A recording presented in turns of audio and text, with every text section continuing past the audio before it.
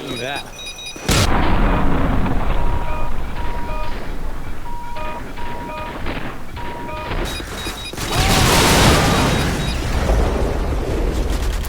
What's up guys, it's Nero again, and it's that special time of year. The season's starting to change just a little bit, football's coming back on the TV, and trailers and previews are coming out for the new Call of Duty game.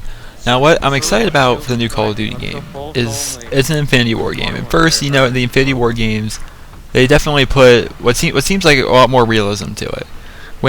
See, we're playing a little Modern Warfare 2 here, and the guns and the maps and the player details in Modern Warfare 2 compared to Call of Duty Black Ops look a lot more realistic, a lot more less cheap. Because in Black Ops, if you really look at it, especially after playing, let's say, Battlefield Bad Company 2, or maybe after playing Call of Duty 4, maybe even Modern Warfare 2 like this, you'll notice that Black Ops looks really cartoony. I mean, the colors are just very cartoony. I mean, the colors in this in particular, they're a lot more bright and they're popping out. That's simply color correction. But when the Modern Warfare 2, the way the video, or the way the colors initially come, it's a lot more bland, it's a lot more real looking. I guess that'd be a word for it, real for a video game, but it's a lot more real looking, it's a lot more, and just look at the sights, the holographic sight in particular, compared to the ugliness of the red dot, or even the reflex sight from Call of Duty Black Ops. So what I really like about the Infinity War games, while I do like Treyarch, I like them both pretty much equally, but there's a couple things about the Infinity War games that I really enjoy. For starters, it really seems like in the Infinity War games in particular that the maps are more set up for more fast-paced action. Now, when you look at Call of Duty 4, Call of Duty 4, a lot of people have deemed that, you know, the end-all and be-all of Call of Duty is the greatest Call of Duty of all time. And let's explore that for a second. Why do you think Call of Duty 4 is widely considered to be the greatest Call of Duty? For one, sniping was just about perfect in it. It wasn't too overpowered, yet it was pretty easy. A lot of people could pick up on it, a lot of people could have fun while doing it. It's not as easy as Modern Warfare 2, where everybody is a trick shot, annoying kid.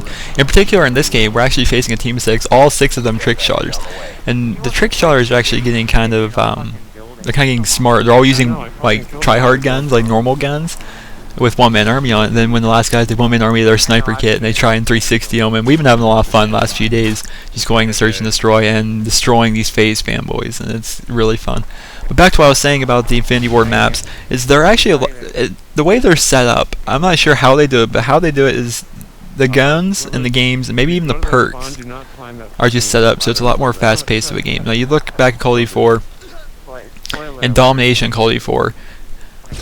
The spawns would never change. The spawns would never, ever change in an Infinity War game. In a Domination match, if you have them spawn trapped today, they're staying today. Call of Duty Black Ops, you have them spawn trapped today, you have one person go too close to them. All of a sudden, their whole team's back there at sea. You're like, what the hell, you know? And that makes it really hard to just rack up a lot of kills, and it's a lot less fun that way.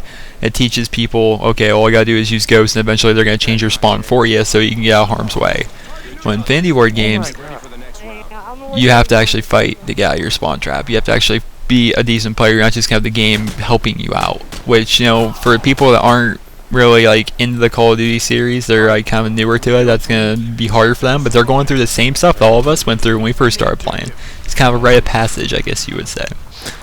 Now, you look back at, let's say, Call of Duty World at War. World at War, while the maps were good for search and destroy, they were not all that great for kill-based game modes. War was pretty good, and that's because it was an objective that almost everybody ran to and everybody spawned close to. But let's say Domination, Headquarters, maybe even to a lesser extent, you know, Sabotage or Capture the Flag. Those maps were a little too big for those, and you couldn't really do much on those maps because, you know, you'd be playing that entire match and you'd see, you know, 10, 15 people tops. When in an Infinity War game of Domination, it is very few in between that, you know, you don't get 40 or 50 kills if you have some general map knowledge and gun skill, and I guess a teammate or two to help you actually hold on to the objectives. So that's what I'm kind of excited for. The Infinity War games, they're definitely a lot more fast-paced than not the Call of Duty, but rather the Treyarch versions. Which, while Treyarch's good, because Treyarch, they're more historically based. You know, in Call of Duty World War, it's World War II. And there's a lot of history in that game that people don't think they look through, because a lot of the Call of Duty community, you know, they're 14 to 17-year-olds. They don't think too much about history and stuff. They're like, oh, I want to use this gun. This gun looks cool. While people in SB, people like me, we actually look up stuff about the guns that we're using. We like that. We have fun that way. And there's actually a lot of history in the Call of Duty games. So if you actually go through and look at some of the stuff, especially in Call of Duty World at War and especially on Black Ops, there's a lot of history in there for you guys to look up.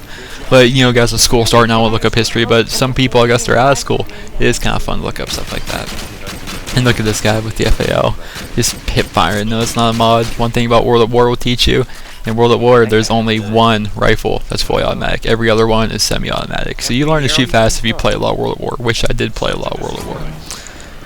But back to the maps and back to the gameplay. You know, I'm excited for Modern Warfare 3. I think it's gonna be a good one. I think it's gonna be one that honestly makes or breaks the Call of Duty series. Because Call of Duty 4, you know, widely considered by a lot of people to be the greatest Call of Duty game. With World at War, a lot of people like me loving World at War, but a lot of people didn't like it because it wasn't Call of Duty 4. Then when Modern Warfare 2 came out, people still didn't love it. Why? Because it's not Call of Duty 4. It's no game. The sooner people realize this, that they're never making another Call of Duty 4. The game will never be set up like Call of Duty 4. The sooner people realize that, the sooner people will be able to move on with Call of Duty series. And you know, there's a lot of stuff that they're working on, and it's going to keep building, and it's going to keep getting better. But the community as a whole needs to come together and say, okay, Call of Duty 4 is gone.